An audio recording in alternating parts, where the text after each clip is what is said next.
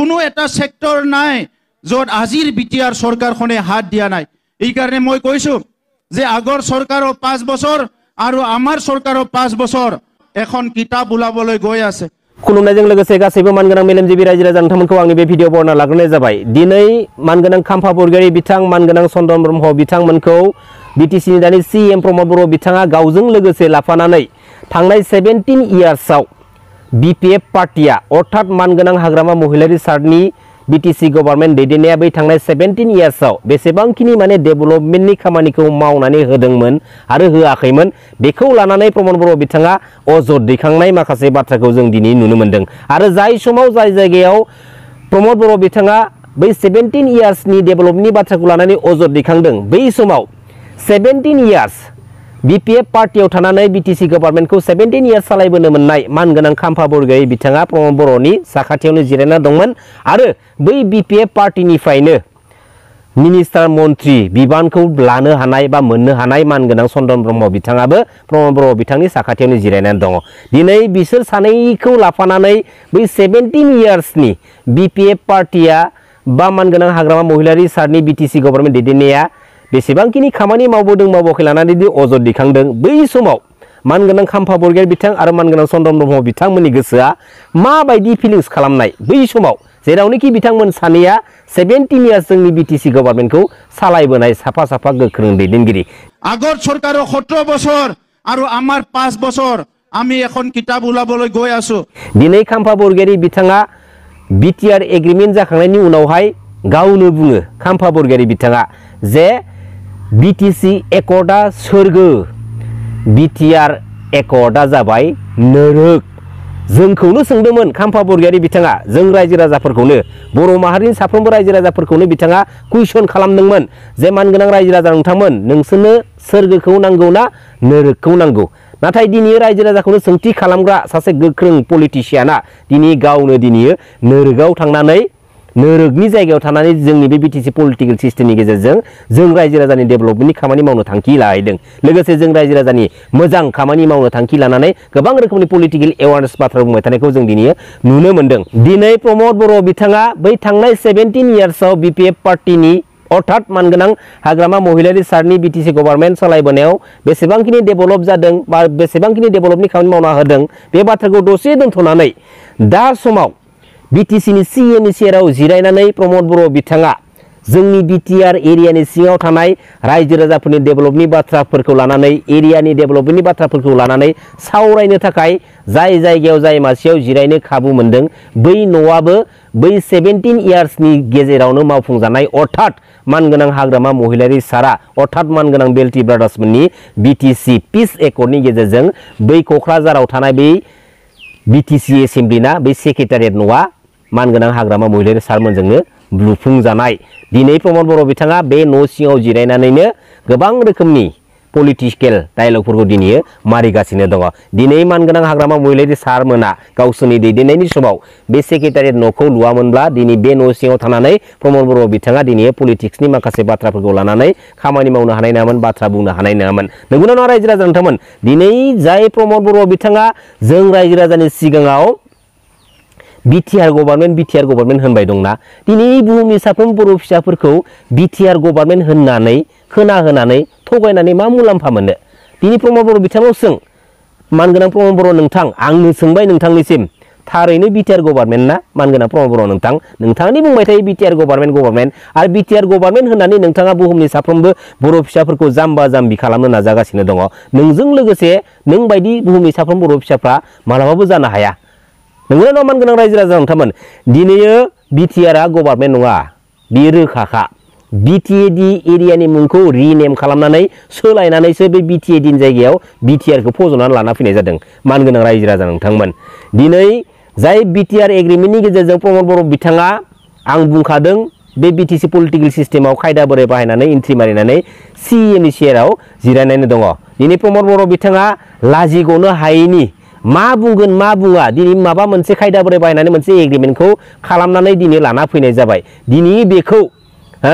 BTR government होननानै दिनै बारम्बार बुंबाय थानायखौ जों दिनै नुनो मोनो बेसे लासिंसिंनि बाथ्रा हा दिनै जाय एग्रिमेन्टखौ खालामना लाना फैनाय जादों बे एग्रिमेन्टनि लेखा बिलाइयाव मोनसे पिस एकर्ड मुंनिबो नाम लिरनाय मेनसन खालामनायखौ जों नुनो मोना नाथाय जोङो बिटिआर पिस एग्रिमेन्ट बिटिआर पिस एकर्ड होनना बुंनाय खोनाबाय थायो ना बियो एकर्ड ना बियो मोनसे पिस गोजोनाबो बेवहाय मेनसन गैया बेवहाय एकर्डनि मुङाबो मोनसे मेनसन लिरनानै दोननायखौ जों नुनो मोनाखै दिनै बे बिटिआरआ थोंजोङै जों बुंनो हायोबा बिटिआरआ मोनसे एग्रिमेन्टसो मानगोनां रायजो राजा नोंथांमोन बे माने टटेलि बाथ्राखौ बुंनो थाङोबा दिनै प्रमद बर' बिथांमोना गावसोरनि गोसोनि माने लुबैनायखौ जाफुंहोनो थाखायनो माने हाखु दाखु बुहुमनि साफ्रोमबो बर' फिसाफोरखौ थगायनानै दिनै मानगोनां एनडिएफबि ब्रादार्समोनखौ उदां फोथाराव लाबोफ्लानानै दिनै गावसोरनि पलिटिकेलि माखासे मिशनफोरखौ टारगेटफोरखौ दिनै बिटिसि पलिटिकेल सिस्टेमनि गेजेरजों बे बिटिआर एग्रिमेन्टनि गेजेरजों बिथांमोना दिनै साक्सेसफुल खालामनो हाबाय मानगोनां रायजो राजा नोंथांमोन दिनै प्रमद बर' बिथाङा बुहुमनि साफ्रोमबो बर' फिसाफोरखौ बै बड'लेण्ड मुभमेन्टनि समावनो गोथाङै गोथां थगायबोखादों आरोबाव दिनै जोंनि बिटिसि पलिटिकेल सिस्टेमाव दिनै प्रमद बर' बिथांमोन बायदि सासे लिडारखौ जों पलिटिक्स प्लेटफर्माव सापर्ट होनानै थुलुंगा होबावोब्ला बे गोरोन्थिया बुहुमनि साफ्रोमबो रायजो राजाफोरनि सिगां मानगोनां रायजो राजा नोंथांमोन दिनै प्रमद बर' बिथाङा बिटिआर एग्रिमेन्टनि उनावहाय बिटिसि पलिटिकेल सिस्टेमाव एन्ट्रि मारि फैखांनानै दिनै सुइजारलेण्ड बानायबाय नंगौना नङा दिनै प्रमद बर' बिथाङासो मिथिगौ बिथांनि बानायनाय सुइजारलेण्डआ बबे खनाखैजा बानायनानै दोनदों दिनै बुहुमनि साफ्रोम बर' फिसाफ्रा प्रमद बर' बिथांनि बानायनाय सुइजारलेण्डखौ दिनैसिमबो नुफेराखै जोंबो नायनो गोसो जादों प्रमद बर' बिथांनि सुइजारलेण्डआ बहा दङ नंगौना नङा मानगोनां रायजो राजा नोंथांमोन दिनै खुगाजों गोबां रोखोमनि माने जाथावथारै बाथ्राफोरखौ दिनै गावनि पलिटिकेल केरियारखौ गोख्रों खालामनो थाखाय दिनै गोबां रोखोमनि गोबां पलिटिकेलि बिथाङा बाथ्राबो दिनै बुंनानै होबाय रायजो राजानि खोमा सेराव नाथाय बिथाङा पलिटिकेलि नन पलिटिकेलि जेरैबायदि बाथ्राफोरखौ दिनै बानसावनानै बुंनानै होबोदोंमोन बेफोरबायदि खामानिखौ दिनै 50% जुदि मावफुंनानै होनायमोनब्लाबो बुहुमनि साफ्रोम रायजो राजाफ्रा माने सेटिसफाइड जागौमोन नंगौना नङा रायजो राजा नोंथांमोन दिनै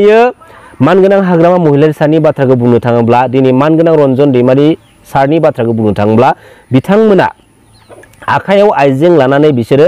हारिनि थाखाय दिनै हाग्रायाव थानानै दावहा नांहैदोंमोन नाथाय प्रमद बर' बिथांनि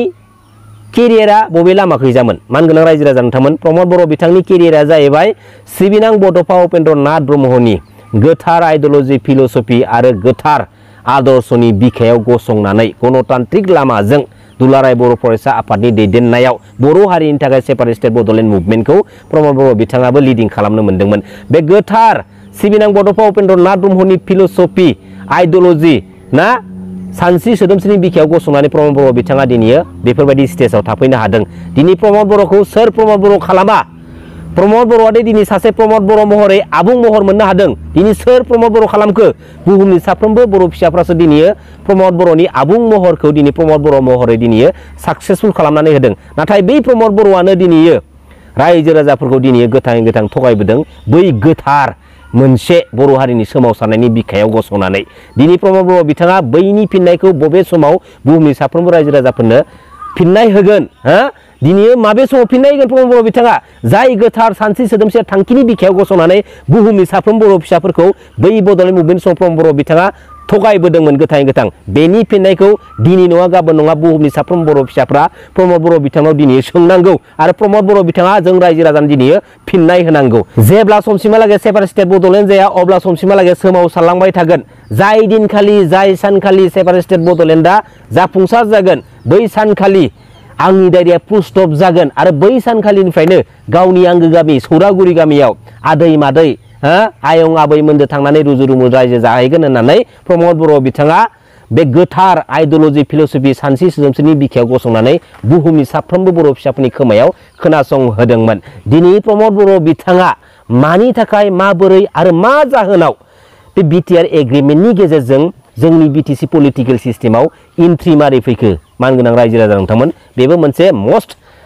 इम्पर्टेन्ट सोंथि प्रमद बर' बिथांनिसिम मानि थाखाय मा जाहोनाव मानि आंखाल गोग्लैदोंमोन दिनै प्रमद बर' बिथाङा बे जोंनि गणतान्त्रिक लामाजों सोमावसारनायखौ हाखु दाखु एंगारनानै बे जोंनि बिटिसि पलिटिकेल सिस्टेमाव एन्ट्रि मारि फैनो अब्ला दिनै दा समाव प्रमद बर' बिथांनिसिम मोनसे सोंथि बेरखाङो जाय प्रमद बर' बिथाङा सेपारेट स्टेट बड'लेण्ड जायगौमानि सोमावसारबाय थागोन होननानै बुंदोंमोन जेब्ला समाव सेपारेट स्टेट बड'लेण्डआ जागोन अब्लासो गावनि दायरिया फुल स्टप जागोन होननानै बुंदोंमोन अब्ला दिनै प्रमद बर' बिथाङा गाव हारसिंनि थाखाय सेपारेट स्टेट बड'लेण्डखौ मोनबाय नामा मोननायनि थाखायनोथ' दिनै प्रमद बर' बिथाङा गोसो बायदि गावनि गोसो बायदि दिनै बिटिसि पलिटिकेल सिस्टेमाव दिनै एन्ट्रि मारि फैबाय सिबिनां बड'फा उपेन्द्र नाथ ब्रह्मनि गोथार आइडिय'लजि फिल'सफि गोथार सानस्रि सोदोमस्रि आरो थांखिनि बिखायाव गसंनानै प्रमद बर' बिथाङा बुहुमनि साफ्रोमबो बर' फिसाफोरनि खोमा सेराव जाय बाथ्राफोरखौ जाय खोथाफोरखौ बुंनानै समायखिरा लाबोदोंमोन बै बाथ्राफोरा दिनै गासिबो टटेलि फेलर मानगोनां रायजो राजा नोंथांमोन दिनै बुहुमनि साफ्रोमबो रायजो राजाफ्रा बैफोर रावफोरखौ जाय समावनोखि प्रमद बर' बिथाङा जोंनि सिगाङाव लाखिबोदोंमोन बैफोरनि एगेन्स्टआव दिनै बुहुमनि साफ्रोमबो बर' फिसाफ्रा प्रमद बर' बिथांनिसिम सोंथि खालामनांगौ मानो मानि थाखाय बेफोरबायदि बुहुमनि साफ्रोम बर' फिसाफोरखौ दिनै थगायबोखो बे गोथार सानस्रि सोदोमस्रि फिल'सफि आइडिय'लजिनि बिखायाव गसंनानै मानगोनां रायजो राजा नोंथांमोन कुइसन खालामगोन ना खालामा प्रमद बर' बिथांनिसिम खुलुमबाय जय बर' हारिनि जय बर' बिमानि